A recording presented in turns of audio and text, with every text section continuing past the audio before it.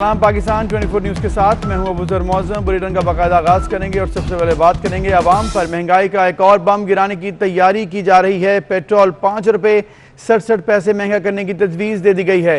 High speed diesel 4 रुपये 18 पैसे महंगा करने की सिफारिश भी की गई है। मट्टी का तेल 5 रुपये 19 पैसे और लाइट डीजल 10 रुपये 64 पैसे महंगा होने का इम्कान है और ये समरी पेट्रोलियम डिवीजन को भिजवा दी गई है। ओगरा की जानिब से वज़ीर आज़म हतमी फैसला करेंगे। अवैस क्यानी से मज़ीद जानते हैं। अवैस बताएगा, रमज़ान में तो रिलीफ मिलता है। अवैस क्यानी भी हमारे साथ मौजूद होंगे, आपको आगाह कर रहे हैं। हाई स्पीड डीजल 4 रुपये 18 पैसे महंगा करने की सिफारिश की गई है। मट्टी का तेल 5 रुपये 19 पैसे और लाइट डीजल 10 रुपये 64 पैसे महंगा होने का इम्कान है। ओगरा ने कीमतों में इजाफे की समरी पेट्रोलियम डिवीजन को भिजवा दी है और ये एक दफ़ा फिर से महंगाई होने जा रही है जी। रमज़ान में एक दफ़ा फिर से जहाँ पर रिलीफ मिलता है, लेकिन ऐसा लग रहा है कि इस दफ़ा रिलीफ नहीं, मज़ीद बोझ पड़ने वाला है। अभी आवाम पर महंगाई का एक और बम गिराने की तैयारी की जा रही है। पेट्रोल 5 रुपये 67 पैसे महंगा करने की तजवीज़ दी गई है। बहुत बड़ा ये नंबर है 5 रुपये 67 पैसे, और इसको अगर महंगा किया जाता है तो उसके आफ्टर इफेक्ट्स जो हैं वो भी मज़ीद गहरे हो सकते हैं। अवैस क्यानी हमारे साथ हैं। अवैस बताइएगा, रमज़ान में तो रिलीफ मिलता है, यहाँ पर तो उल्टी गंगा बह गई और ऐसा लग रहा है कि एक दफ़ा फिर मज़ीद बोझ पड़ने वाला है।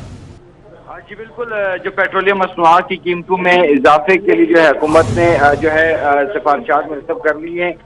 ओगरा ने हुकूमत की सिफारिशात पर जो है वो 2 जो है समझ जो है साल कर दी हैं। 10 रुपये 64 पैसे तक जो है पेट्रोलियम मसनूआत मजीद महंगी होने की तजवीज़ दी गई है और जो फी लीटर जो 30 रुपये लीटर पर पेट्रोलियम मसनूआत जो है 27 रुपये 63 पैसे तक महंगी करने की तजवीज़ दी गई है। और समरी जो है उसके मुताबिक पेट्रोल जो है 5 रुपये 66 पैसे और इस तरह हाई स्पीड डीजल 4 रुपये 18 पैसे फी लीटर महंगा करने की तजवीज़ दी गई है। मट्टी का तेल जो कि गरीब आदमी के इस्तेमाल में होता है ज़्यादातर, उसे 5 रुपये 19 पैसे उसको मजीद महंगा किया जाएगा। लाइट डीजल जो है वो 10 रुपये 64 पैसे फी लीटर जो है वो महंगी करने की तजवीज़ दी गई है। इसके साथ ओगरा ने जो है हुकूमत की जो गाइडलाइन थी उसके मुताबिक 30 रुपये फी लीटर लेवी के हिसाब से भी जो है एक अलग से समरी मूव की है। तो ये कभी इम्कान है कि आज पेट्रोलियम मसनूआत की कीमतों में एक बड़ा इजाफा जो है वो आवाम को बर्दाश्त करना पड़ेगा इससे पहले ही, और इसकी हतमी जो मंजूरी है वो वज़ीर-ए-आज़म इमरान खान देंगे, जिसके बाद वज़ारत खजाना जो है इसका बाकायदा नोटिफिकेशन जारी करेगी। ठीक है, शुक्रिया अवैस, आपने हमें आगाह किया। वज़ीर-ए-आज़म हतमी फैसला करेंगे, लेकिन समरी भिजवा दी गई है। और उधर पेट्रोल की कीमत में इजाफे का सुनकर आवाम के दिल जल गए हैं। कहते हैं हर तरफ महंगाई का तूफान है, हुकूमत रिलीफ देने में नाकाम हो चुकी है। जब ये खुद पोजीशन में था उस वक्त कहता था जी पेट्रोल 45 रुपये लीटर होना चाहिए, 55 रुपये जो है ना वो सब्सिडी देनी चाहिए हुकूमत को।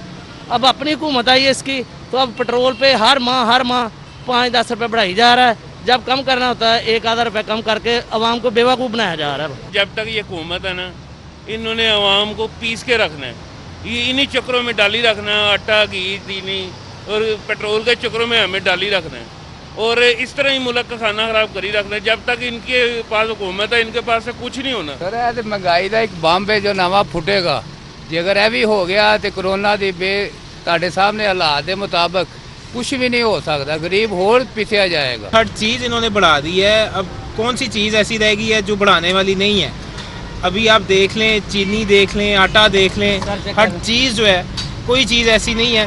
पेट्रोल तो उससे ही नहीं इस्तेमाल करना है जिसके पास बाइक है या गाड़ी है। जो हालात जा रहे हैं उस हिसाब से तो नहीं होना चाहिए, क्योंकि मज़ीद हर चीज़ महंगाई की तरफ चलती जा रही है। तो अवाम जो आम पब्लिक है जिन्हें सहूलत मिलनी चाहिए वो मिल नहीं रही उन्हें। हुकूमत को चाहिए कि अपनी पाकिस्तानी अवाम को फैसिलिटीज़ दें। हुकूमत 6 रुपये महंगा कर रही है पेट्रोल, अवाम किधर जाएगी? पेट्रोल तो आगे नहीं लोग अफोर्ड कर रहे। किराए तो होते ही नहीं, ठीक है ना। पेट्रोल महंगा हो रहा है, महंगाई अपने अरूज से जा रही है। अब देखो ना घ्यो का की रेट जा रहे हैं, 170 रुपये किलो से 300 रुपये किलो चला गया। आड़ा बंदा की करेगा? पेट्रोल तो बहुत हर महीने महंगा करते हैं, क्या करें। हुकूमत ही ऐसी है, इनके साथ चलने वाला है। गरीब आदमी पैसे है, महंगाई कितनी हो रही है कुछ समझ नहीं आ रही, क्या करें।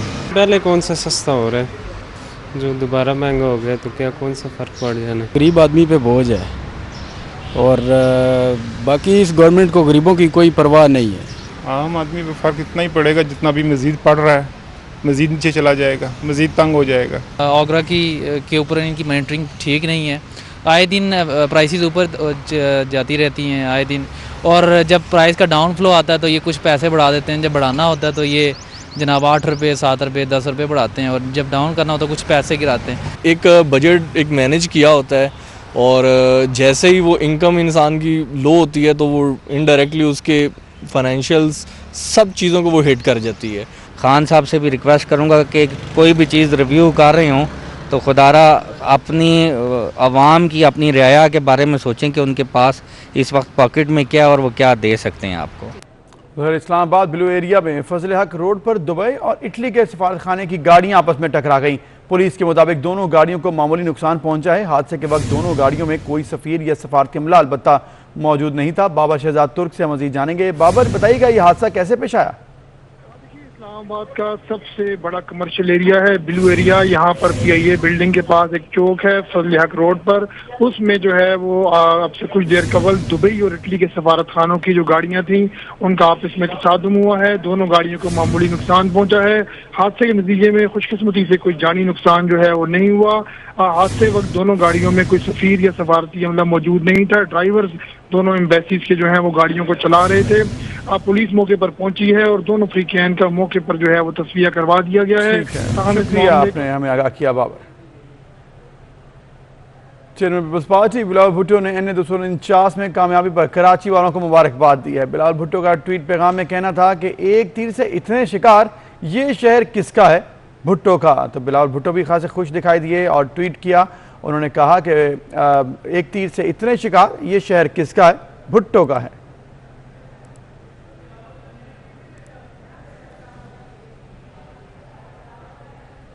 बिलावल भुट्टो खासे खुश दिखाई दिए हैं और उन्होंने NA 249 में तारीखी कामयाबी पर कराची वालों को मुबारकबाद दी है। उन्होंने कहा है कि एक तीर से इतने शिकार, ये शहर किसका है? भुट्टो का है।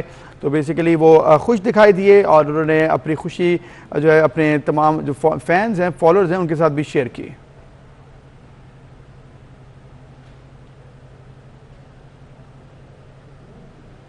उधर अपोजिशन लीडर शहबाज शरीफ का कहना है कि मिफ्ताह इस्माइल की जीत और वोटों की बर्तरी कैसे ख़त्म हुई पूरे पाकिस्तान ने देखा। मिफ्ताह इस्माइल को मुबारकबाद और शाबाश देता हूँ।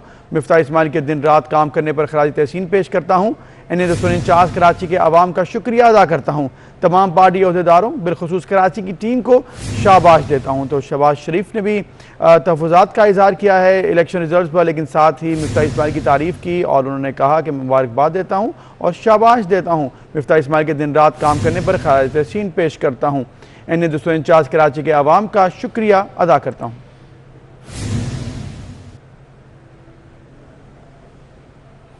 और अभी आपको ले चलेंगे कराची, जहाँ पर खुरम शेर जमान इस वक्त मीडिया से गुफ्तगू कर रहे हैं। इस इलेक्शन को इस कोविड के दौरान भी जाने दिया।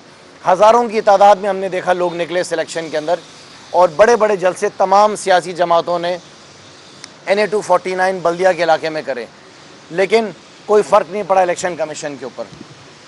उसके साथ साथ जो सबसे बड़ी बात है जिसके बारे में मैं आपसे बात करना चाहूँगा वो इलेक्शन रिज़ल्ट के बारे में बात करना चाहूँगा। हैरत की बात है कि एक सियासी जमात पाकिस्तान पीपल्स पार्टी और दूसरी सियासी जमात PMLN जो मुकाबले में कल हमें नज़र आई, हालांकि 28 तारीख की रात तक पाकिस्तान तहरीक इंसाफ ये इलेक्शन जीत रही थी। 28 तारीख की रात तक जितने वहाँ पे जलसे हुए, जितने बड़े प्रोग्राम्स हुए वो पाकिस्तान तहरीक इंसाफ ने करे। 29 तारीख को जब इलेक्शन होता है तो इलेक्शन के जितने भी कैंप्स लगे हुए हैं तमाम सियासी जमातों के सबसे ज़्यादा रश आप देखते हैं पाकिस्तान तहरीक इंसाफ के कैंप्स के ऊपर बनिस्बत बाकी सियासी जमातों के। हाँ, कुछ इक्का दुक्का यूसीज ऐसी होंगी जहाँ पे बाकी सियासी जमातों की नुमाइंदगी ज़्यादा होगी, लेकिन हमने ये देखा कि हमारे कैंप्स के ऊपर सबसे ज़्यादा रश थी। यहाँ तक के जो सिस्टम हम यूज़ कर रहे थे जिसको CMS कहते हैं, हमारे CMS सिस्टम के थ्रू अंदाज़न कोई 17.5 से 17,500 लोग हमारे कैंप्स के ऊपर आए। उन्होंने आके अपने वोट्स के बारे में मालूमात ली, उन्होंने वो स्लिप्स हासिल की पाकिस्तान तहरीक इंसाफ के कैंप्स के ऊपर आके कि उनका वोट कौन से कैंप में, उनका वोट नंबर क्या है। ये हमारा सिस्टम बता रहे 17,500 वोट, लेकिन जब हम अपने रिज़ल्ट को देखते हैं तो हमारा रिज़ल्ट जो है वो 17,000 तो बहुत दूर है, उसके आधे से भी नीचे रिज़ल्ट आता है। बल्दिया का वो इलाका जहाँ पे पाकिस्तान पीपल्स पार्टी की हुकूमत मुझे एक स्कीम दिखा दे कि उन्होंने कोई पानी की स्कीम बनाई हो, कोई उन्होंने तरक्याती कामों की कोई एक स्कीम बनाई हो इन 14 सालों के अंदर, कोई बड़ा तरक्याती काम कराया हो। बल्दिया के अंदर तो रिजल्ट पीपल्स पार्टी का ऐसे आया है कि जैसे 14 साल से बल्दिया के इलाके के अंदर दूध की नहरें बह रही हैं। कोई बल्दिया की ऐसी गली नहीं, कोई बल्दिया का ऐसा मोहल्ला नहीं, कोई बल्दिया का ऐसा घर नहीं जो कि ये बोल दे कि बल्दिया के इलाके के अंदर पानी उनको मिलता हो। बल्दिया की आवाम के मुताबिक एक महीने के अंदर एक दिन महीने में 2 घंटा पानी उनको मिलता है। ये पाकिस्तान पीपल्स पार्टी की परफॉर्मेंस है। पूरा बल्दिया का इलाका टूट फूट का शिकार था और हमारे मिनिस्टर, हमारे MNA फैसल वाडा साहब ने अपने 2 साल के अरसे के अंदर 35 करोड़ रुपए लगाकर बल्दिया की तमाम सड़कों की मुरम्मत कराई। क्योंकि पानी की जिम्मेदारी फराहम करना पीपल्स पार्टी की जिम्मेदारी थी, वो उसके अंदर नाकाम हुए। बल्दिया के अगर आप स्कूल्स के हालात देख लें, बल्दिया का अगर हेल्थ के निज़ाम को आप देख लें, वो तबाहाली का शिकार है। और हम रिज़ल्ट ऐसा देख रहे हैं कि जैसे पाकिस्तान पीपल्स पार्टी के वहाँ पे शहदाई बैठे हुए हैं, जैसे पाकिस्तान पीपल्स पार्टी के वहाँ पे कोई मुरीद बैठे हुए हैं, जैसे पाकिस्तान पीपल्स पार्टी के लिए लोग मर रहे हैं वहाँ पे उनको देखने के लिए। कौन सा ऐसा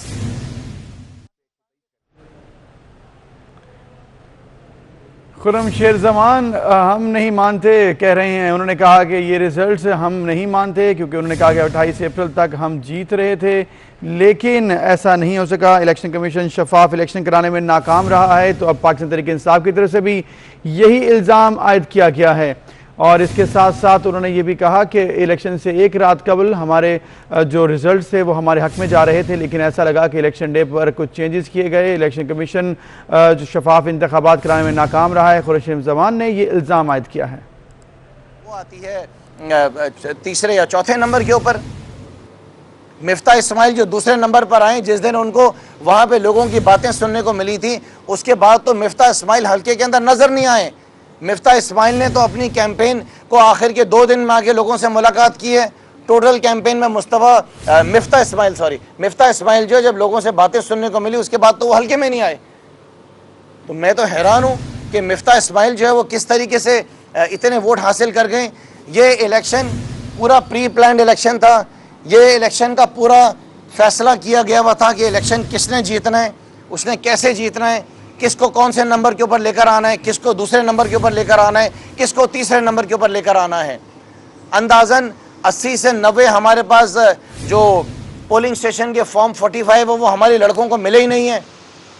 जो फॉर्म 45 हमें मिले हैं, अगर उसका भी आप रिज़ल्ट देख लें तो जो मौजूदा रिज़ल्ट हमारा आया है उससे ज़्यादा हमें वोट हासिल हुए हैं। अगर पाकिस्तान के अंदर इलेक्शन कमीशन ने इस 2 नंबरी से ही इलेक्शन कराने हैं तो फिर मेरे ख्याल से सियासी जमातों को इलेक्शन लड़ने की ज़रूरत ही नहीं है।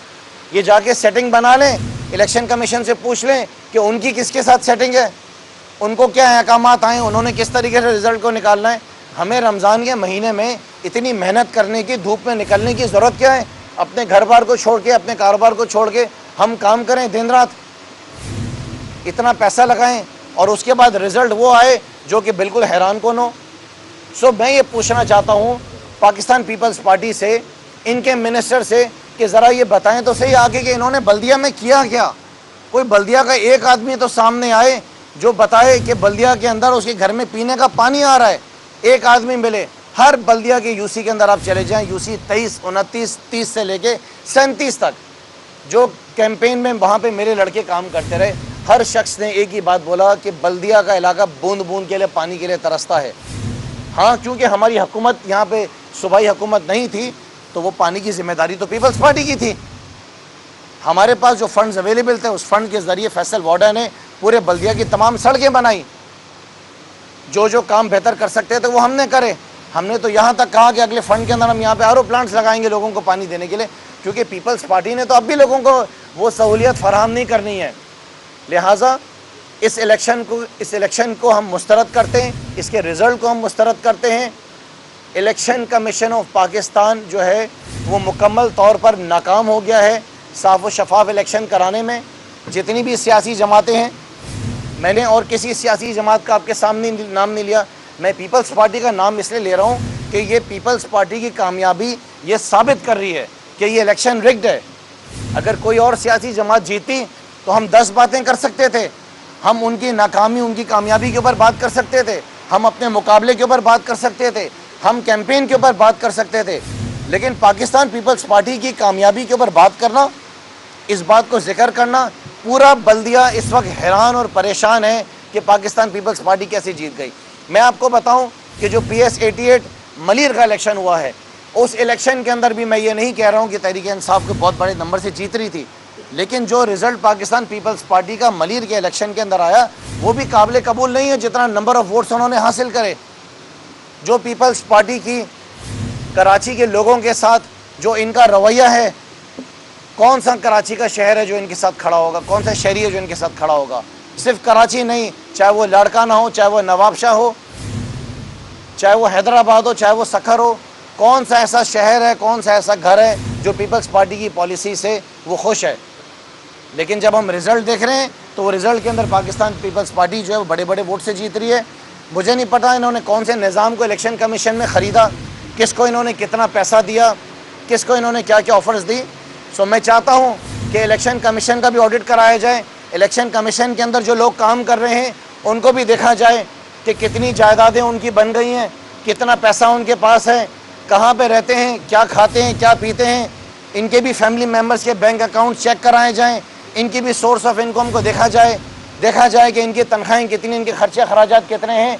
क्योंकि डेफिनेटली इस इलेक्शन को बीइंग प्रेसिडेंट PTI कराची, इस इलेक्शन को मैं देख रहा था, इस इलेक्शन का कैंपेन मैनेजर मैं था, मैं हकाइक को जानता हूँ। मुझे पता था कि मेरी कौन सी सियासी जमात के साथ इस इलेक्शन के अंदर मुकाबला है। मैं ये भी जानता था कि रिज़ल्ट बहुत करीब रिज़ल्ट होगा, साथ मिलते जुलते रिज़ल्ट फाइनलाइज होगा। लेकिन पीपल्स पार्टी का नंबर 1 पे पोजीशन पे आ जाना ये एक बहुत बड़ा सवालिया निशान है। अगर इलेक्शन कमीशन ऑफ पाकिस्तान ने यही फैसला किया है कि इसी तरीके से इलेक्शन कमीशन ऑफ पाकिस्तान ने आने वाले बल्दियाती इलेक्शंस कराने हैं, इसी तरीके से 2023 के इलेक्शन की इन्होंने तैयारी की है, तो मैं तो कहता हूँ कि किसी सियासी जमात को इलेक्शन लड़ने की ज़रूरत नहीं है। इलेक्शन कमीशन को जाके कागज़ दे दें और उनसे पूछें कि लिख के दे देंगे पहला नंबर, दूसरा, तीसरा नंबर इन्होंने किसको देना है। सिर्फ़ और सिर्फ पैसा चल रहा है, माल चल रहा है, लोगों को ख़रीदा जा रहा है, रिज़ल्ट को तब्दील किया जा रहा है, या रास्ते में डब्बों को तब्दील कर दिया गया। एक दौर में जिस तरह इनकम लंदन काम करती थी शहर कराची के अंदर, जिसमें सबको पता था कि लोग जाके वोट डालने जाते थे और उनको कह दिया जाता था आपका तो वोट डाला हुआ है, आप जाएं।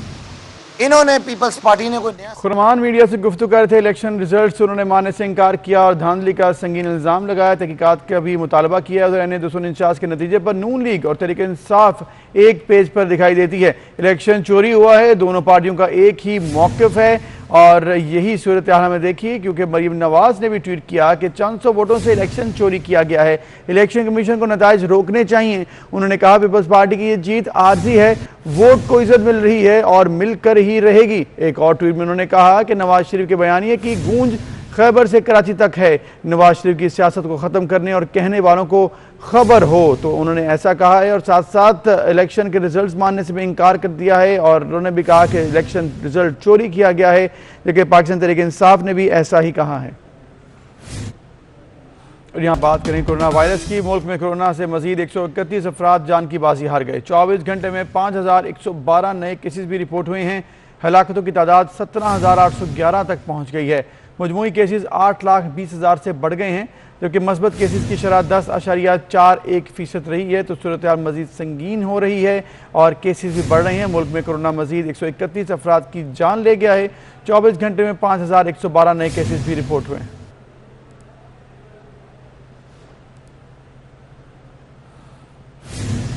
कराची के इलाके क्लिफ्टन में हुकूमती अहकामात की खिलाफ वर्जी, निजी स्कूल को सील कर दिया गया है। पाबंदी के बावजूद लिंक स्कूल में तदरीसी अमल जारी था, तो इसके खिलाफ ये कार्रवाई की गई है। आपके सामने ये मनाजिर है जब कार्रवाई की जा रही थी। कराची का इलाका है क्लिफ्टन, जहाँ पर हुकूमती अहकामात की खिलाफ वर्जी हुई और निजी स्कूल को सील कर दिया गया है। पाबंदी के बावजूद लिंक स्कूल में तदरीसी अमल जारी था जब ये कार्रवाई की गई।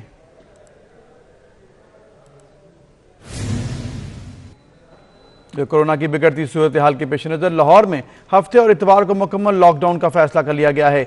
कमिश्नर लाहौर का कहना है कि सिर्फ medical stores, petrol pump, vaccination centres, दूध, दही, गोश्त और सब्जी की दुकानें खुली रहेंगी। हफ्ता और इतवार को बैनुल सूबाई ट्रांसपोर्ट पर भी मुकम्मल पाबंदी होगी।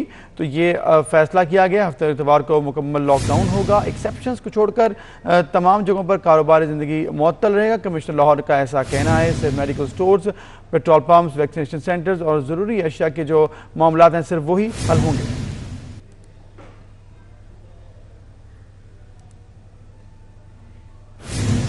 ट्रेडिंग कॉरपोरेशन ने 50,000 टन चीनी की दरामद के लिए टेंडर्स खोल दिए हैं। ज़राए वजारत तजारत के मुताबिक टीसीपी को $444 फी टन की कम से कम बोली मौसूल हुई। 41,000 टन चीनी की दरामद के लिए बोलियां मौसूल हुई। इस पर हम जानेंगे वकास अजीम से। वकास बताएगा क्या तफसील है इसकी? जी बिल्कुल, ये चौथी बार है कि ट्रेडिंग कॉरपोरेशन ऑफ पाकिस्तान ने 50,000 टन चीनी की दरामद के लिए टेंडर खोल दिया है और ज़राए का ये कहना है कि टीसीपी को अब चौथी मरतबा जो बोली मौसूल हुई है वो $444 फी टन की कम से कम बोली मौसूल हुई है। और ये दरामदी चीनी कराची पोर्ट पर इसकी कीमत 73 रुपये फी किलो में पड़ेगी और टीसीपी को अब तक 41,000 टन चीनी की दरामद के लिए बोलियां मौसूल हुई हैं, जो कि आखिरी टेंडर के मुकाबले में $40 फी टन की कम से कम बोली मौसूल हुई है। आखिरी टेंडर जो वो खोला गया था उसमें टीसीपी को $444 फी टन की बोली मौसूल हुई थी, लेकिन जो अब टेंडर खोला गया है इसकी कीमत $444 फी टन मौसूल हुई है, जो कि ये बता रही है कि आलमी मार्केट में चीनी की कीमत कम हो रही है। और जिस कंपनी ने ये बोली दी है उसने अपना सिक्योरिटी बॉन्ड भी जमा करा दिया है। सिक्योरिटी बॉन्ड भी जमा करवा दिए गए हैं, टेंडर खोल दिया गया। बहुत शुक्रिया वकास। चीनी सफीर की सरबराह पाक फ़ज़ाइया से मुलाकात हुई। तर्जुमान पाक फ़ज़ाइया के मुताबिक चीनी सफीर ने कहा कि पाक फ़ज़ाइया एयर चीफ की मुतासिर क़यादत में नई बुलंदियों को छुएगी। तो ये अहम मुलाकात हुई जिस हवाले से हम आपको आगाह कर रहे हैं। चीनी सफीर की सरबराह पाक फ़ज़ाइया से अहम मुलाकात हुई।